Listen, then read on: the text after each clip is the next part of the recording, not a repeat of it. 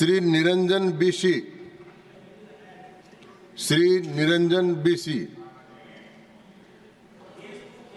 अनुपस्थित। श्री प्रोफेसर मनोज कुमार झा।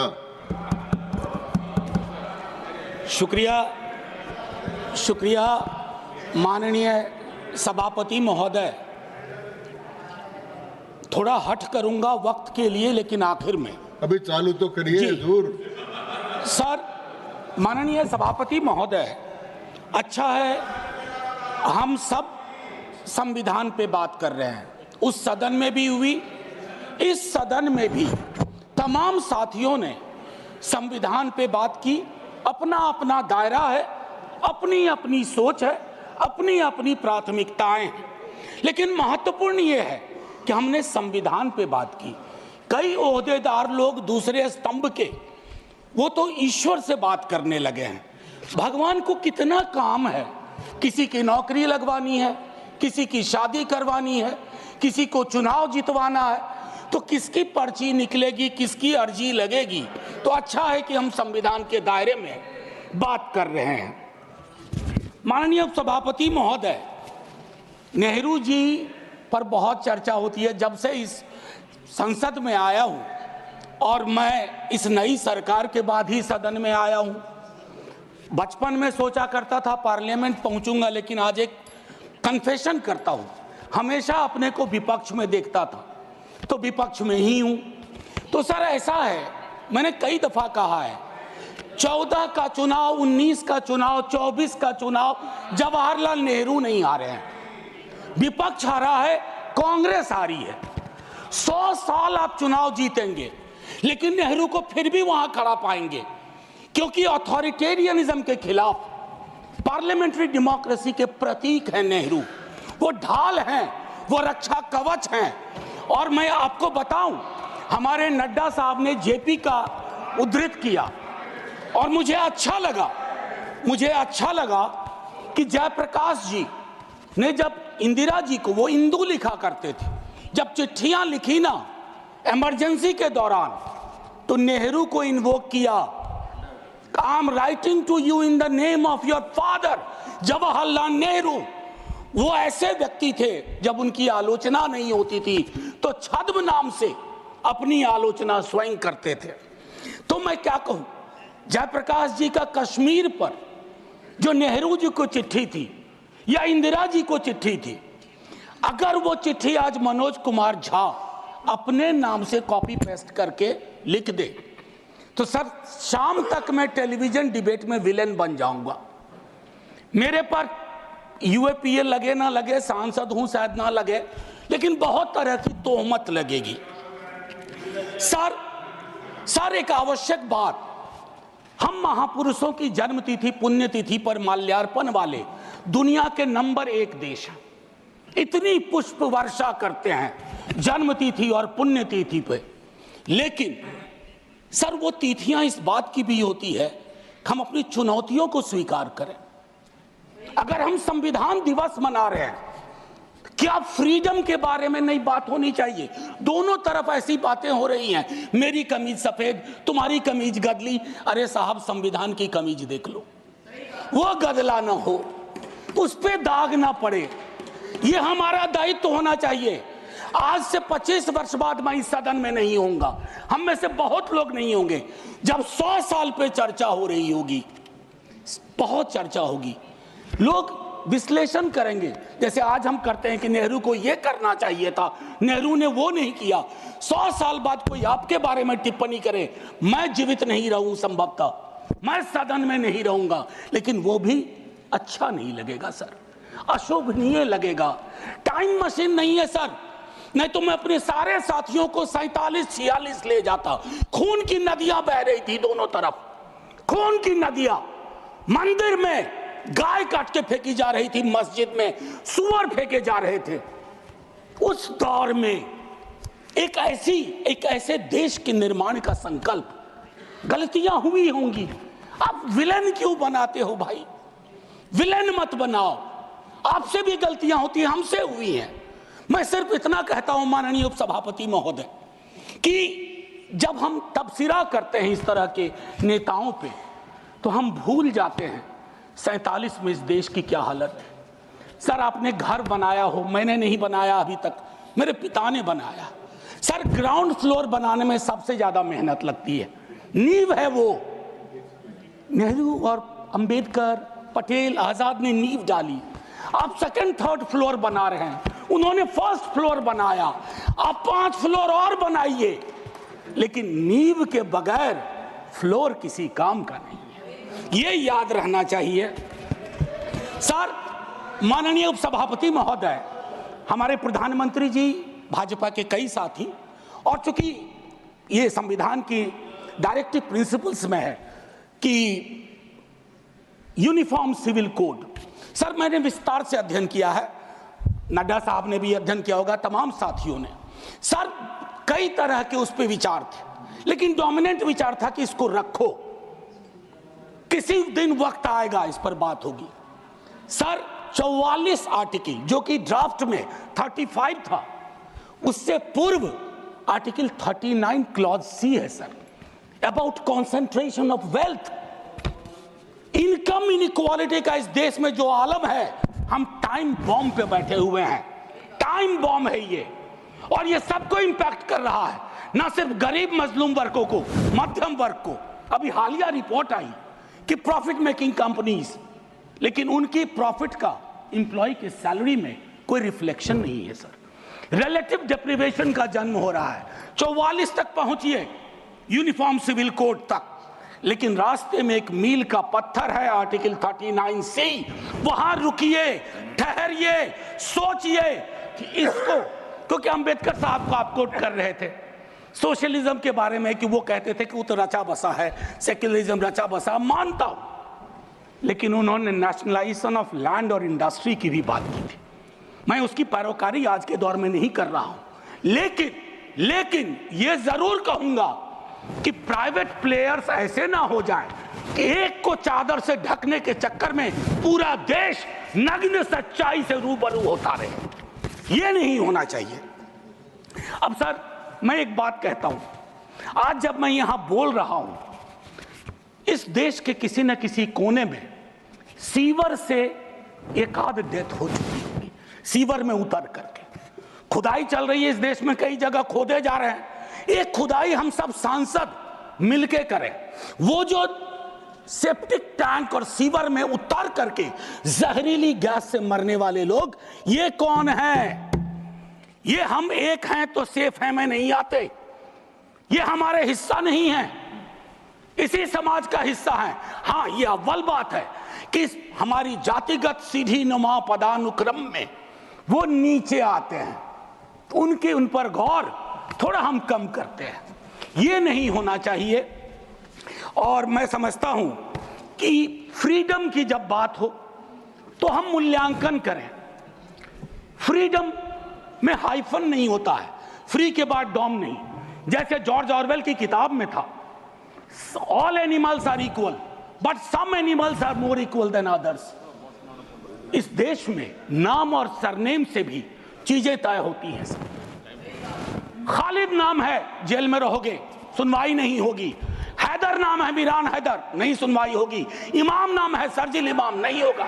गुलफिशा होगी, नहीं होगा। तो ये सारी चीज, एक मिनट आप, मैं मेरा टाइम पॉज कर दीजिए, मेरा टाइम पॉज कर दीजिए, मेरा टाइम पॉज कर दीजिए। मैम चेयरपर्सन, मेरा टाइम पॉज कर दीजिए। मैम मैं सिर्फ इतना कहना चाहता हूं, अभी यहां बोल रहा हूं, मूलवासी बचाओ संघ मंच है छत्तीसगढ़ में, अनलॉफुल बना देते हैं आप। अरे कोई तो तौर तरीका हो, किसान विरोध करे, देशद्रोही है। विद्यार्थी विरोध करें, नौकरी के लिए नौकरी मांग रहे हैं आपसे, और कुछ तो नौकरी भी नहीं मांग रहे हैं, परीक्षा समय पर कराने की मांग कर रहे हैं। आप कह रहे हो अराजक हैं, नक्सल हैं। ये जो शब्दावली लेकर के, विशेषण लेकर के आप घूमते हैं, इससे थोड़ा बाज आइए। मैं कह रहा हूं ये टेम्पटेशन होता है जब बहुत बड़ी सत्ता होती है, 15वें वर्ष में, 11वें वर्ष में प्रवेश करते हैं, लेकिन उस टेम्पटेशन को रोकना मैच्योरिटी है। परिपक्व लीडरशिप की बात होती है। वैकल्पिक विकास की कोई मांग आपसे करेगा तो आप कहोगे नक्सली है। अब मैम चेयरपर्सन, एक और चीज कहना चाहता हूं, मैं पीड़ा साझा करता हूं बांग्लादेश में जो हो रहा, साझा करता हूं पीड़ा। 71 के बारे में पढ़ा था, अभी देख रहा हूं। लेकिन मैम मैं महात्मा गांधी पर जाना चाहता हूं। नोआखली में जब देश आजादी का जश्न मना रहा था, महात्मा गांधी नोआखली में दर दर भटक रहे थे, restoration of peace and normality, वो दौर था। उन्होंने एक बात कही थी, आज का दक्षिण एशिया है जिससे पाकिस्तान और बांग्लादेश निकला है, हमें इस बात का स्मरण करना होगा कि हमारी भूमिका सबसे बड़ी है। हम बड़े भाई वाली शब्दावली का इस्तेमाल नहीं करेंगे। We are the largest and the oldest democracy. बाकी में डेमोक्रेसी कैजुअलिटी हुई है पाकिस्तान और बांग्लादेश में, संविधान तक नहीं आया। लेकिन हम अपनी अकलियत के साथ कैसा व्यवहार करते हैं, तो हम कह पाते बांग्लादेश को, learn from us, to Pakistan learn from us, this is how we treat. लेकिन हमारा रिपोर्ट कार्ड अगर उसमें कमियां रहती है, मैं Sit down. Sit down. Sit down. Ma'am chairperson, my time should be paused. Down. My time should be paused. My time should be paused. My time should be paused.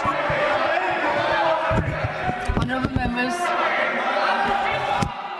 Ma'am एक चीज मैं एक चीज कहना चाहता हूं। अंबेडकर साहब को कोट किया गया, अंबेडकर साहब को कोट किया गया, और एक मिनट किसी की भावना आहत हुई है तो मैं वापस लेता हूं। It is primarily a mode of, सुनिए, it is primarily a mode of associated living. Democracy is not simply a form of living, form of government. Associated living, कितना इसको अपने जीवन में उतार पाए, ऑफ कॉन्जॉइंट कम्युनिकेटेड एक्सपीरियंस, कितना उतार पाए। जातिगत जनगणना की जब बात होती है तो बट जाते हैं हम। क्यों बट जाते हैं भाई? वर्गीकरण की बात होती है, बिना जनगणना के वर्गीकरण कैसा? एनएफएस के माध्यम से एक नई रवायत का जन्म हो गया है। एक ओबीसी की लिस्ट में क्रीमी लेयर के इंटरप्रिटेशन के लिए आप राज्यों की समकक्षता इक्विवेलेंस को एक ऑर्डर के माध्यम से छुपा देते हैं। आपका दोष नहीं भी दूंगा, कहूंगा कि अधिकारी वर्ग के अंदर अभी भी वो मानस है कि वो रिप्रेजेंटेशन से परेशान होता है, चिढ़ता है, उसको लगता है ये यहां कहां आ गए। अभी बिहार में सर्वेक्षण हुआ, कई लोगों ने कहा हम तो इतने कम नहीं हो सकते। विजिबिलिटी और न्यूमेरिकल स्ट्रेंथ में फर्क होता है। विजिबल आप इसलिए अपने को समझते हैं ज्यादा कि आप न्यायालय में हैं, आप विद्यालय में हैं, आप सड़क पे हैं, आप चौक पे हैं, आप चौराहे में हैं, तो आपको लगता हम तो बहुत, हमें कम क्यों दिखाया गया? उसके इस रिश्ते को हम सबको समझना होगा। मैम चेयरपर्सन, और जो मैंने कहा conjoint experience and associated living, together with that I'll take you for a minute to what Jawaharlal ji said in the beginning of objective resolution. उन्होंने कहा, और मैं हिंदी में तर्जुमा करता हूं, कि आज जब मैं यहां खड़ा हूं तो 5000 साल का अतीत मेरे सामने खड़ा है।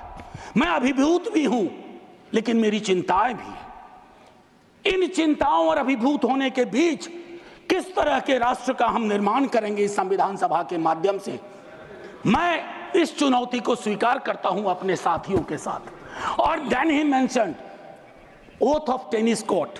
मैंने इस सदन में एक दिन कहा था कि 1789 के रेवोल्यूशन के बाद जहां से लिबर्टी, इक्वालिटी, फ्रैटर्निटी आया, जवाहरलाल जी ने कहा तब के बादशाह ने वहां कमरे बंद करवा दिए कि कॉन्स्टिट्यूएंट असेंबली नहीं बैठ सकती है। एक कमरे से दूसरा कमरा, दूसरे कमरे से बरामदा, और आखिर में टेनिस कोर्ट में पूरी की पूरी असेंबली बैठी और ओथ लिया। उसको कहते हैं ओथ ऑफ टेनिस कोर्ट। उन्होंने क्यों यह उदाहरण दिया कि हमारी डेमोक्रेसी में भी कभी इस तरह के चैलेंज आ जाए तो संसद इमारत की मोहताज नहीं होगी। संसदीय लोकतंत्र इमारत की मोहताज नहीं होगी, वो इबारत देखेगी। और इबारत और इमारत में फर्क है। मैम मैम आज मैंने कहा था हट करूंगा, 1.5 से 2 मिनट और चाहिए। अब मैंने कहा कि वन नेशन वन इलेक्शन की बात हो रही है, उस पर विस्तार से बोलूंगा। जिस दिन अगर आया, अगर सिलेक्ट कमेटी को गया तो अलग बात है, लेकिन मैम इस देश में वन नेशन वन इलेक्शन था। नड्डा साहब ने कहा, मैं मानता हूं कई दफा क्या होता है जब आप कोट करते हैं, हमारी यूनिवर्सिटी में कहते हैं कि सेमी कोलोन के बाद किसी को कोट मत करो, उसको हम लोग कहते हैं पुअर साइटेशन, कि किसी को कोट किया। जैसे आपको उदाहरण के लिए मैम 30 सेकंड में, कि मार्क्स ने कहा religion is the opium for masses, ऐसा कभी नहीं कहा मार्क्स ने। वो सेमी कोलन के बाद का एक सेंटेंस था, उन्होंने ये कहा is the Sai of the oppressed, लेकिन सेमी कोलन के बाद का उठा करके कहा रहे रिलीजन के तो खिलाफ थे कार्ल मार्क्स। तो उसी तरह से साइटेशन के साथ दिक्कत है। मैं सिर्फ इतना कहना चाहता हूं, वन नेशन की वो साइकिल टूटी थी, वन नेशन वन इलेक्शन की साइकिल 60s मिड 60s में टूटी। आज क्या गारंटी है, हम कैसे अगले चुनाव तक ले जाएंगे? Will it be a proxy governance? Then it won't it undermine the idea of will of the people? मैं समझता हूं कि इस पर विशद चर्चा हो और तभी जा करके एक Kindly conclude. बस अभी तो Kindly conclude. 33 सेकंड लिया है, 1 मिनट और दे दीजिए। मैम चेयरपर्सन, तारतम्य तो थोड़ा टूट जाता है, फिर भी अपनी एक बात कह के खत्म करूंगा। बाबा साहब भीमराव अंबेडकर के बचपने का एक छोटा किस्सा। क्लासरूम में बैठे हुए थे सबसे पीछे, शिक्षक ने कहा चूंकि मैथमेटिक्स में बहुत अच्छे थे, आओ इसको हल करो। ज्यों ही वो बोर्ड की तरफ बढ़े, जितने कास्ट हिंदू अपर कास्ट के लोग थे वो दौड़ के बोर्ड के पास गए, क्योंकि बोर्ड के पीछे उनका टिफिन बॉक्स था। उनको लगा ये पोल्यूट हो जाएगा। मैम आज वो मान्यताएं नहीं हैं, लेकिन पोल्यूशन प्योरिटी की नई मान्यताएं आ गई हैं, एक्सक्लूजन की नई मान्यताएं आ गई हैं। और आखिरी में ऑस्विज एक जगह थी पोलैंड में, जहां जिसको सिर्फ गैस चैम्बर से मत समझिए, ऑस्विज के बनने में सालों की नफरत और घृणा थी, जिसका अंजाम ना सिर्फ जर्मनी में भुगता गया, पूरी दुनिया ने। तो ये नफरत घृणा, इस पर लगाम लगे ना तो हर मोहल्ले में ऑस्विज होगा। और आखिर में मैम, मैं आज जद पे अगर हूं, निशाने पे, मैं आज जद पे अगर हूं तो बदगुमान न हो, चिराग सबके बुझेंगे, ऐसी हवा किसी की नहीं होती। शुक्रिया मैम, जय हिंद। Shri Abdul